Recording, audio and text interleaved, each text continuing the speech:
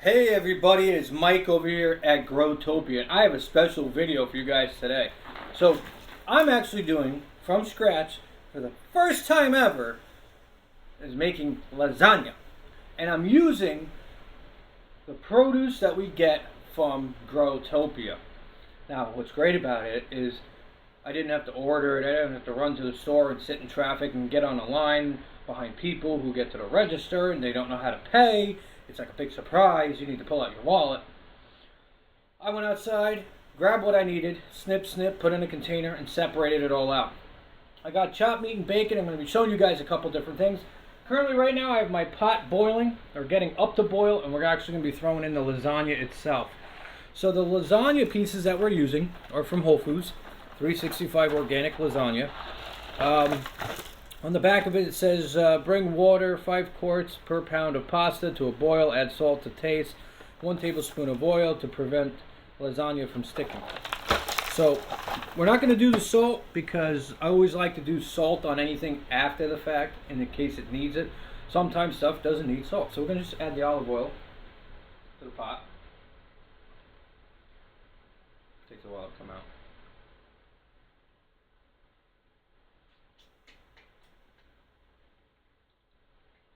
Alright. Just going to give that a nice little stir.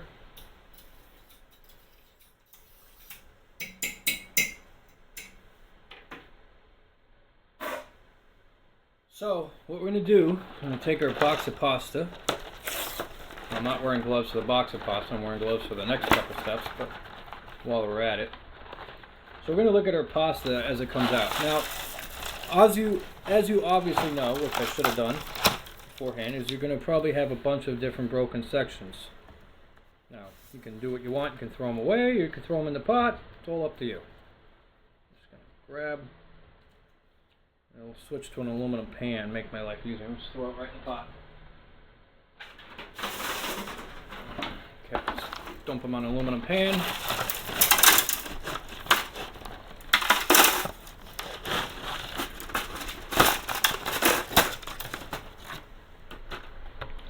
Okay. So one of the things I'm going to look at is try to figure out how many boxes that I need. So this is a nice solid piece of lasagna at this moment. So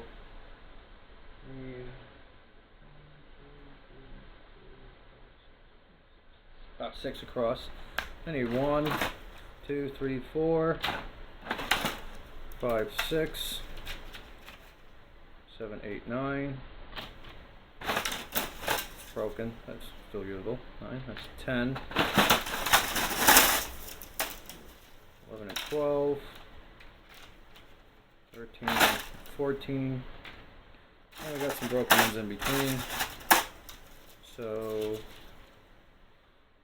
14, right?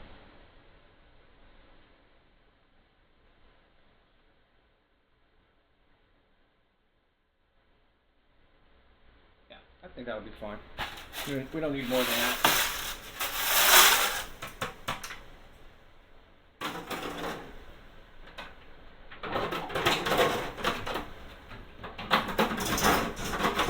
Alright, so now I'm going to carefully take my sections of lasagna, because I got other stuff I need to do first, and we're going to carefully not drop them, and we're going to carefully stick them in the pot.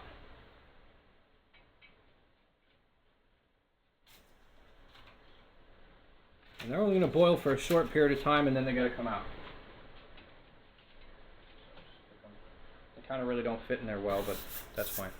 While that is being cooked, we're going to take our first item are some of our tomatoes. Now this tomato here, I forgot which one this guy is, but it's a yellow and red tomato, as you guys can see.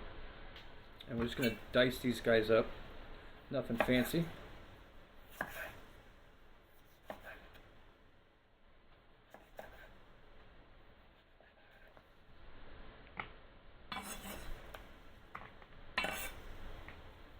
Take another one of our nice big tomatoes. What's great when you're growing your own stuff like these, you know, everybody always says, oh, when you grow it your own, it's more fresh. Yeah, it's more fresh because you just picked it. You know, it's going from the garden to the kitchen. It's not going from the garden to the warehouse or the processing plant. It goes straight from garden to table. So it's always going to be fresh. The only time it's not fresh is when it's been sitting around for too long and it's just a little bit too ripe. Take some small guys here. Always make sure you take the stems off. Take out the seeds and stems. These are nice little cherries. Okay. So now that we're done with that, we have a nice bowl of sliced tomatoes. So we're going to put that off to the side. The next item we have, we just got to keep an eye on our pasta.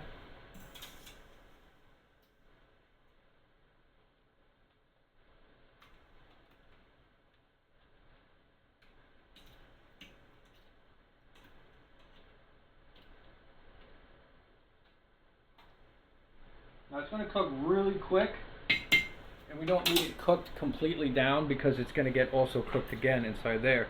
Is we have our beautiful scallions. Look at these, look how long they are. So we're actually just going to run this straight down the line and just cutting these nice.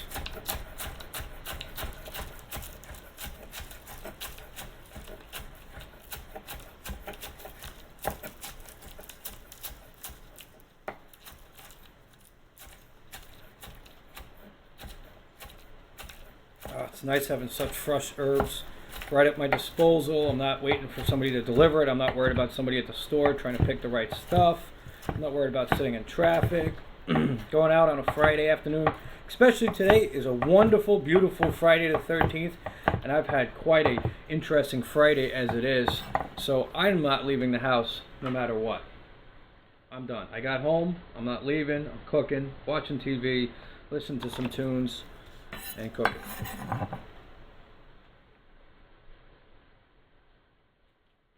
Okay.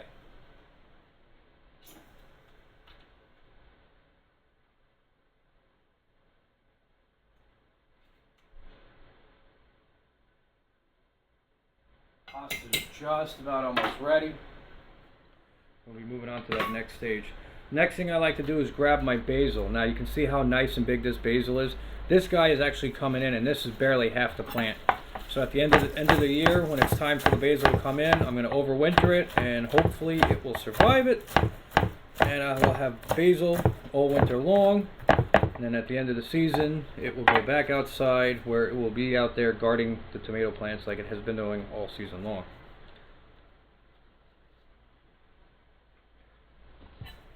And if you guys are new to the channel, one of the things I love doing is I love keeping all my kitchen scraps. It goes into my compost pile. It's something that you should be doing. It's something I wish I was doing from a long time ago. Look at this. Nice, fresh basil. And it's large leaf Italian basil, in case you're wondering what it is. The tomatoes were a mix of plum tomatoes, cherry tomatoes. This is what I have on there currently. Just about getting that nice softness, which we are right now. So we're going to take that off the heat. What we're going to do now is you may or may not see it, you probably won't, but I'm going to take it to the strainer that's in my sink. I'm going to pour that mess in there, run it under some cold water, and let it sit and cool down.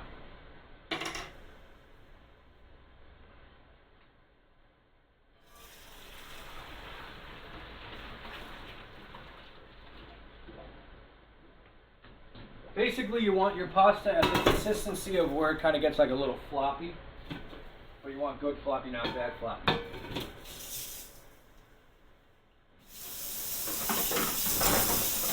Basically, you want it like the equivalent of a sheet of paper, you know, where it's movable but it won't break.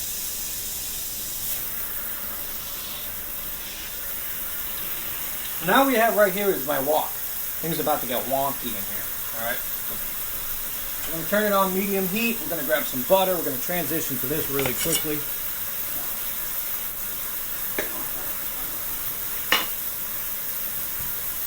Put that in there like such. And this will heat up really quickly. Woks will heat up super, super fast. So you just want to make sure you keep an eye on things with it. You don't want it to sit around for too long by itself. So what I'm going to do right now is I'm going to grab my chopped meat. My chopped meat that I got from Wild Fork. I'll open my container. Doing 2 pounds of chopped meat.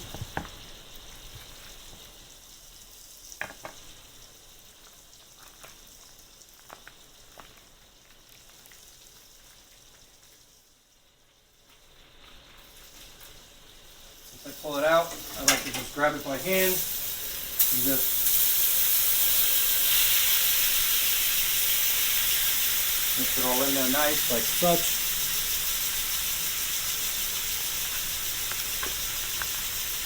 Come on, damn container.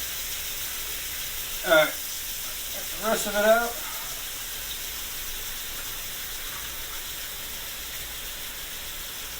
Now this is probably going to be a couple part video because I'm going to need stuff to cook. This isn't something I'm going to be able to make in 10 seconds here, but just about there right now. Let's see. Who knows, maybe I could do it in one video. Got the pasta done already, so that's a good sign.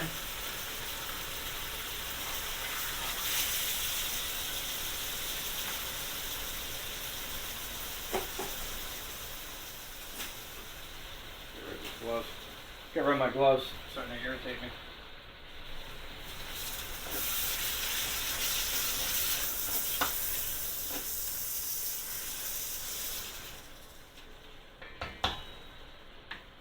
Alright, so I'm going to take a little bit of splash of olive oil. Put that in there as well. Take some black pepper.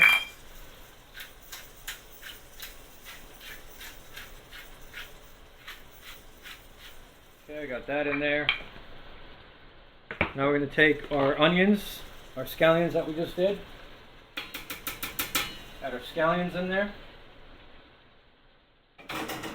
Take our tomato slices that we just did. We're going to throw our tomato slices in there as well.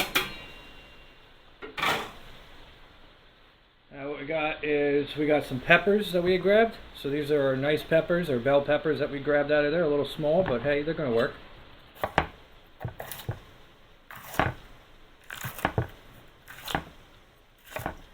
You can hear the crunchiness on it.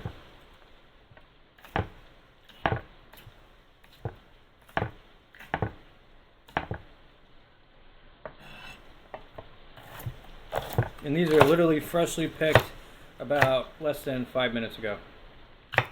Just before I hit record, I went out there, grabbed the scallions and the peppers. Tomatoes are a mix of a day old and 5 minutes old.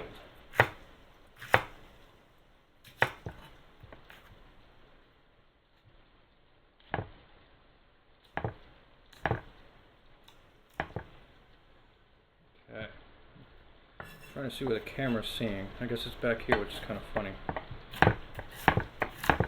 Just going to chop them up a little finer.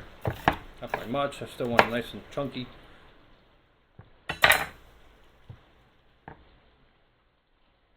Also, right on top of that chopped meat, just like such. Trying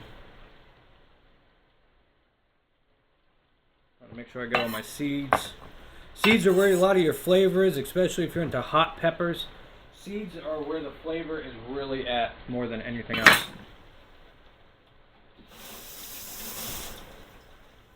And we're going to mix that together nicely.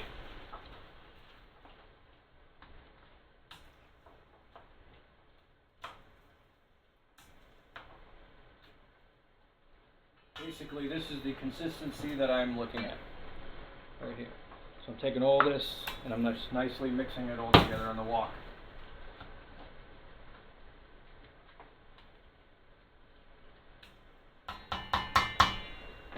Alright, so now the next thing you're going to do is once you got this stage, now wok cooks a lot quicker than anything else. So medium heat is like almost close to high heat. We're going to go just a little step up, nothing much more than that, and that's where it's going to sit.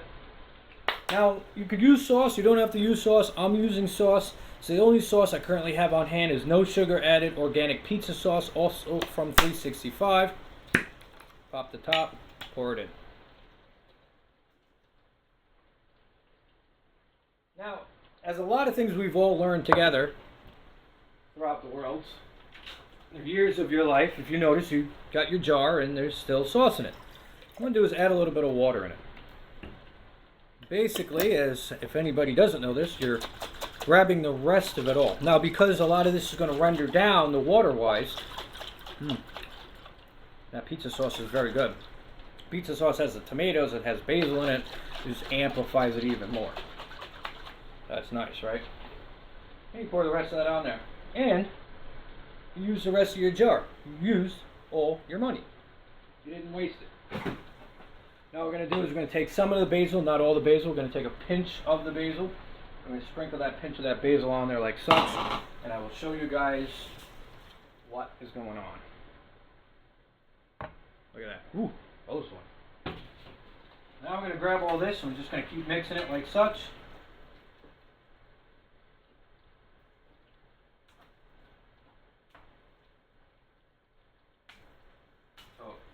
Basically, you're going to cook it until the chopped meat is fully cooked before you move on to your next steps, which is then assembling and then ovening it. So with the wok, it comes with a nice cover. I'm going to put my cover on it like such. It's got little vents on the side so it can steam out. I don't need to keep it on there for long, but it's only for a short period of time. The next thing we're going to grab here is my bacon. Now, I cook bacon completely differently than everybody else. How do I do that? I actually deep fry it. I know. Deep frying bacon, well, according to doctors, I'm basically telling people how to have heart attacks. But if you want to cook bacon fast, clean, with zero mess, the best way to do it is in a deep fryer. So first thing I always do is obviously I take it out of the packaging.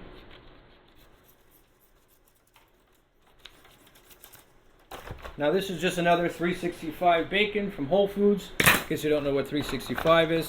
Grab my bacon that looks like such, looks like some locks. And one of the things I'm going to do is actually I'm going to see if I can position you guys so you guys can see, but you're probably not going to be able to see because of my wonderful filming skills. But basically, as what I do and as what I don't know, is I take the bacon strip by strip and I drop it in the deep fryer. Obviously, there's a basket down below.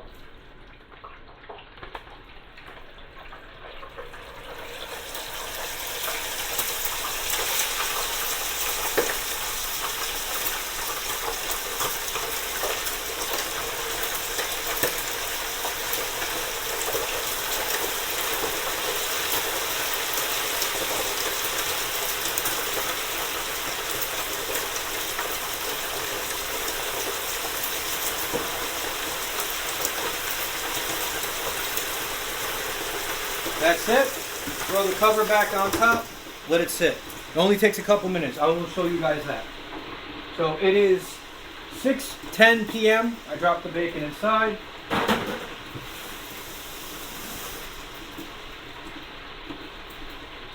While that's going, and yes, I almost said growing. Okay. While that's growing inside these deep fryer, we'll go back to the table of many, many things. I like to clean up as we move along. Things we don't need, and put it back. Extra box of lasagna pasta don't need, that can go away.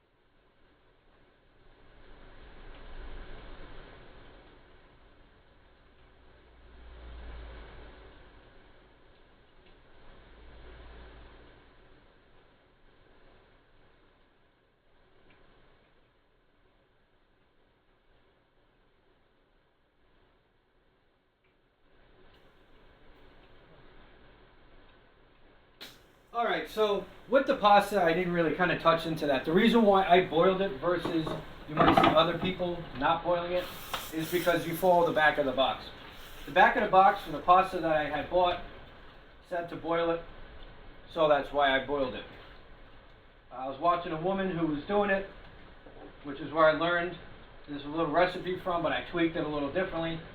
She did more of a Southern Cajun, which is something I probably would have been interested in, but because I gotta keep everything very mild for people who can't handle hot stuff. Plus, I don't always like my food hot. I like certain things hot. Chicken wings, sure. Lasagna, nah. But if you like it hot, you like it hot.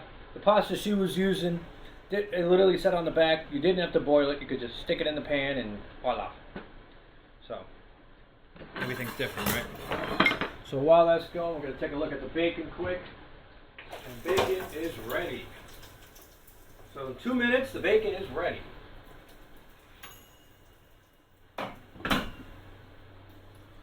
Show you guys that. It literally takes little to no time. That is 2 minutes in the deep fryer, like such. It's going to be extremely scalding hot, so I'm not going to take a bite from it, but I do want to show you guys how crispy it is. You can see it's got the right amount of crisp to it, and the more it cools down, the crispier it gets. But if you want to cook your bacon fast and quick, cook it in there.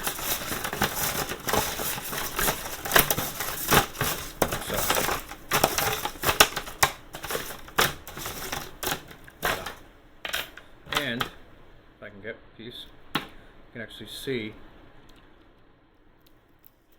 crunchiness of it. Good. Very hot, but good. 2 minutes. No mess. No oil all over the kitchen. No pan I gotta wipe out. Nothing. Drop it, put the top on, 2 minutes later, pull it out. Nice good crispy bacon. Ready to go. And it still keeps a lot of the fat and stuff on it. So guys, definitely try out that little trick. I did it one day for the hell of it, and I've been doing it ever since. I used to put it on my Blackstone, and I'd paint my whole kitchen with bacon grease. I'd spend more time scraping the bacon that was stuck on the pan, or the bacon grease that was all over the place than anything else. Now, it just goes into the deep fryer, cover goes on, all the grease and the crap has stayed inside.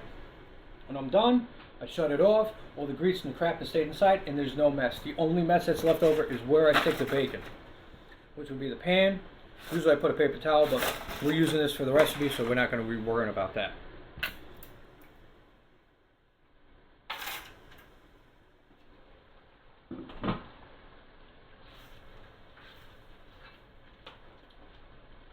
All right.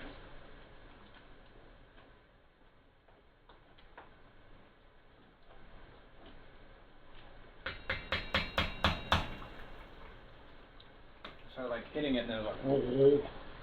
So we're going to take our bacon, now it's starting to cool down a little bit, and put it on our cutting board. You know where this is going. And because it's all nicely cooked now, you can cut it and you can hear how crunchy it is when I stop talking.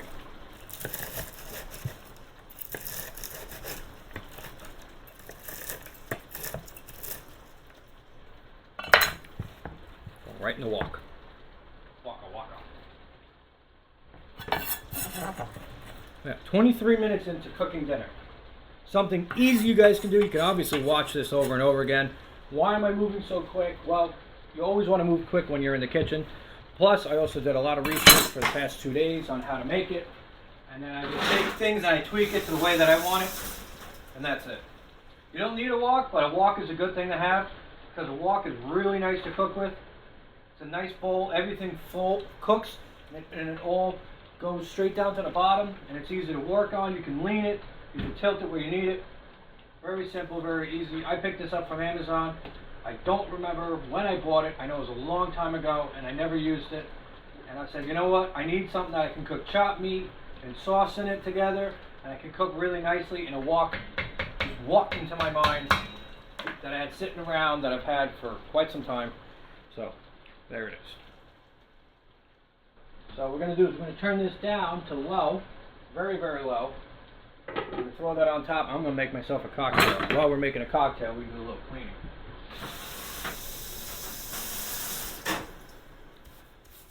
Always want to clean. I know I say it over and over again, but trust me, if you move and you clean, there's less you got to do in between.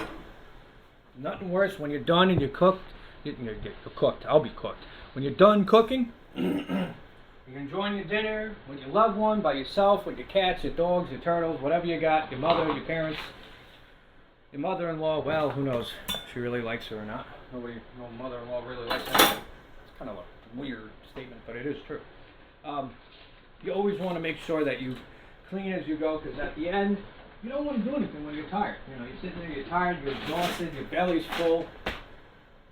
That's the last thing I want to do. I don't want to sit there and now start cleaning stuff up. I want to sit there and relax. You know, it's Friday.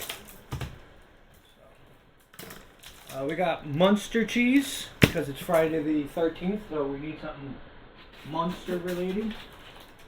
Monstery related. We also got some Kobe Jack as well that we're putting on there. Yes, we are putting cheese on there. Not a lot. Cheese in moderation. You don't want to put a lot of cheese. The cheese becomes overpowering. We also want a little bit of cheese, so it's great. We got Kobe Jack, Munster cheese, we got mild cheddar, and we got Monterey Jack that's going on there as well. Okay, I'm walking in circles again. Make my cocktail.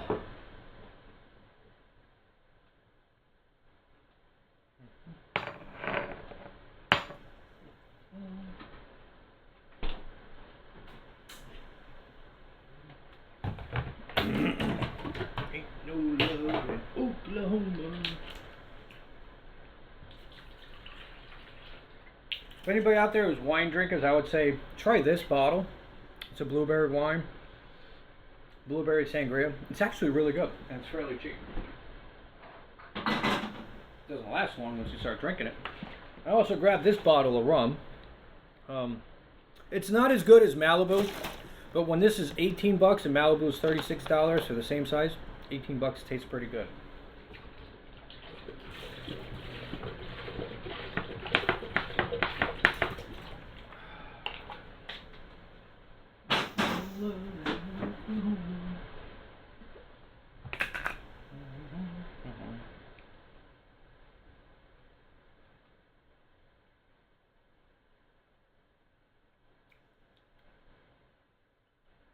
If somebody was to come in the kitchen now, this would look really, really naughty.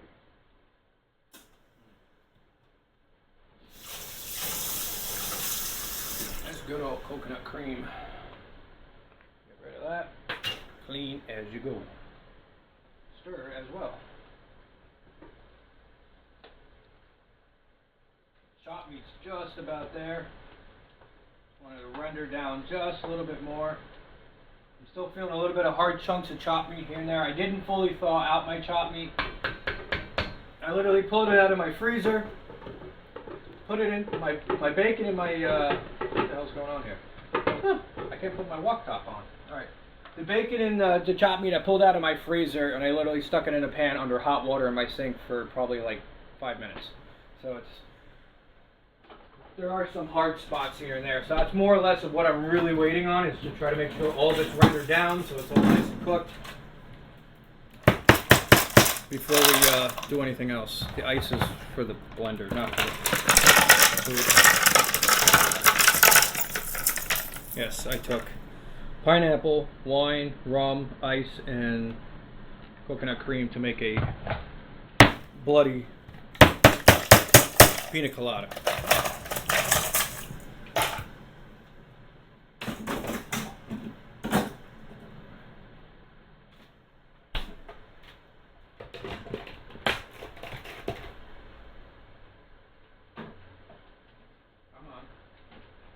Find the hole. Find the hole.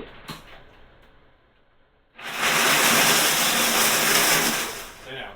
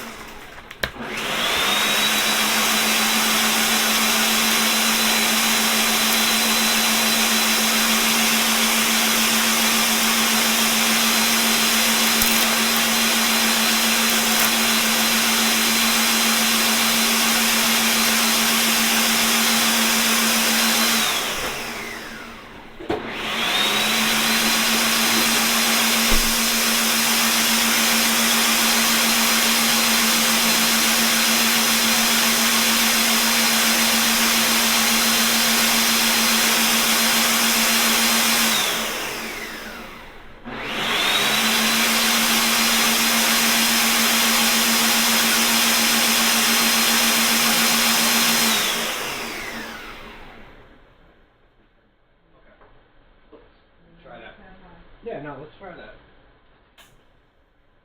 No harmful, no harm, no foul. It's all cooked, so. wanna blendy? Twist my arm. Twist your arm. Trying to think of some of what's his name? Sayings. Norman, if you want me to twist your arm, I'll just put a lemon in it, and I won't tell you. Thank you. You're welcome. This delight. Yes. That was the last piece of the pineapple. I know. Who knew 2 pineapples would go really quick? Cheers.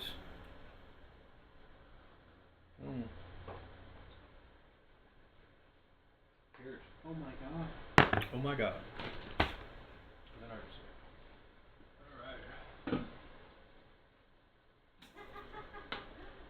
We now have Funny Bunny up front. Oh, good.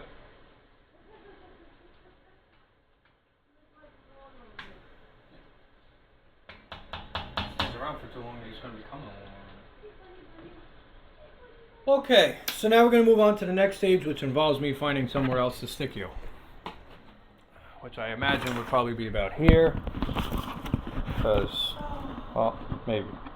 I waxed and washed too much of this table, now it won't stay. Alright, there we go. Cool. So first thing we're going to start off with is we're going to grab our pan. I'm going to move you out of my way. Our pan of choice that we are using is just regular baking pan. Nothing fancy. Now because I like things not to stick to the pan, I like doing my oil treatment, which is basically just regular extra virgin olive oil, a little squirt on it like such. Nothing crazy, nothing much. And all you do is you take a brush, could be any kind of brush, could be a paintbrush as well. I have one as well that I use as a paintbrush. And I just like to paint inside of the pan. The reason you want to paint the inside of your pan is it just helps things to stop from sticking. It will still stick a little bit, but it will stick a little less. Right? So now what we're going to do is we're going to take our nice hot mess. That's better like words. Okay. Put this down right in front of you guys so you guys can smell it through the phone. And we're going to take it and we're going to put it in the pan. I know you guys can't see anything, so let's kind of switch the other way around. You guys still can't see anything, but at least we see a little bit better now. And I'm just going to put it in the pan on the bottom. Spread it out nicely. Pan might be a little bit too big, but we'll see.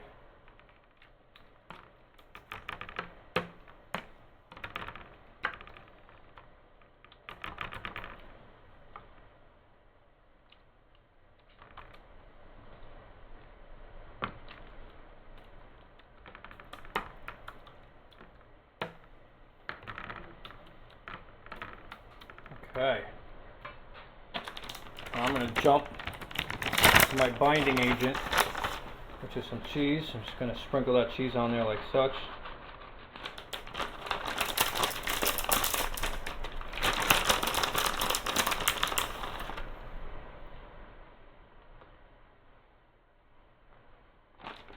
Now we're going to grab our pasta.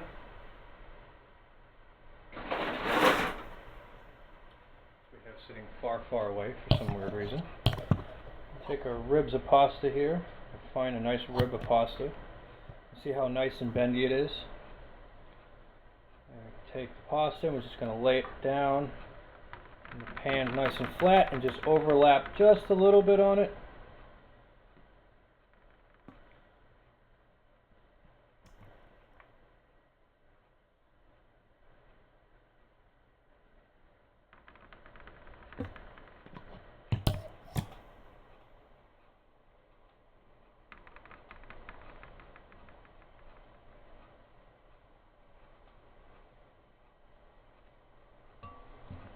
Got some of the broken ones. We're going to use those on the ends. 4, 5. And I might have underestimated the amount of pasta that's needed, but yeah, it's alright. So the broken ones will fill in the blanks. All those broken chunks that we had that people would have probably just discarded, they went to good use. Now we're going to come back in with some more, ooh, that's hot, some more sauce. chopped meat and sauce.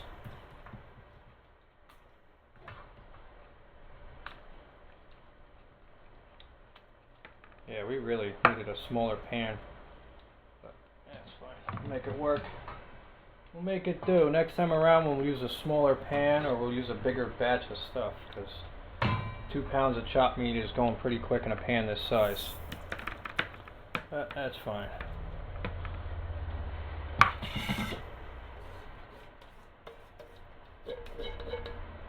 That's it for the meat.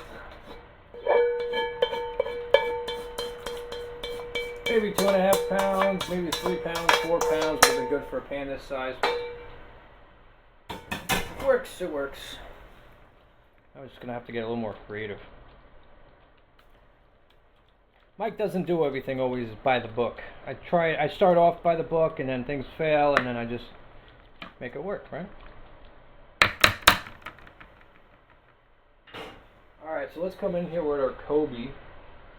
Now we gotta watch out because there's paper in between them. You don't want to add paper to it. Paper's there so they don't stick to each other. We're really cheesy at this point. Like this whole video.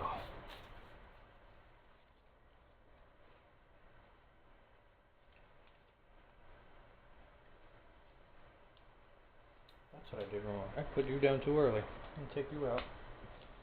There we go. That's for all you OCD people out there. PPLs. Back with our pasta. Fill in the blanks with our pasta here.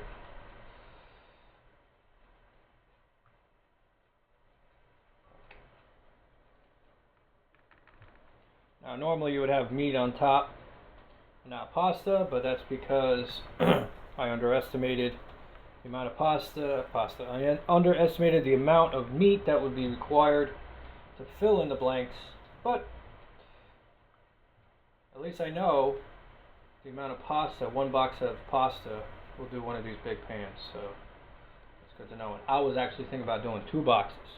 Imagine if I did 2 boxes of pizza with very little meat. Oh, geez, that would have been bad. And we still have a little bit of pasta left over, so I'm going to try to fill in as many blanks as we possibly can. Just make it work. Thank God I like pasta. I like lasagna pasta. Okay. Take our scraps. Alright. Almost forgot the best important step. And that's why there's going to be a part 2 to this video, is you want to preheat your oven to 350. And I'm going to run it for 20 minutes to an hour, check on it here and there. I'm not exactly sure exactly what it's going to need 100%. But we're going to start off with 350, run it for about 20 minutes, peek on it. And then once it's finally done, I'll pull it out. I'll show you guys. We'll talk about it, bite it, we'll eat it. I'll enjoy it. And hopefully you guys decide to venture out of your cage like I did and try making yourself some homemade lasagna from the herbs and the vegetables from your garden. Look at that. Alright. And yes, you guys might have been wondering what was I going to do with the leftover basil. Well, if there was meat on top, I was going to throw it on top, but I'll throw it on top of here. A nice juiciness of the basil is going to render down into our meal. And look at this. Ah, this thing is hot, and it's not even in the oven yet. Look at this. I know. Not probably the ideal lasagna that you're thinking of, but hey, for a first-time person, can't really complain. And it's all cooked, so all I'm just going to do is just cook it more and just eat it. So that's it. I might add a little bit more cheese. That's fine. I don't want to over-cheese it. You over-cheese things and they become over-cheese. And that's it. So I'm going to shove it in the oven as soon as it hits 350. You guys will see the next video of how it came out. Stay tuned.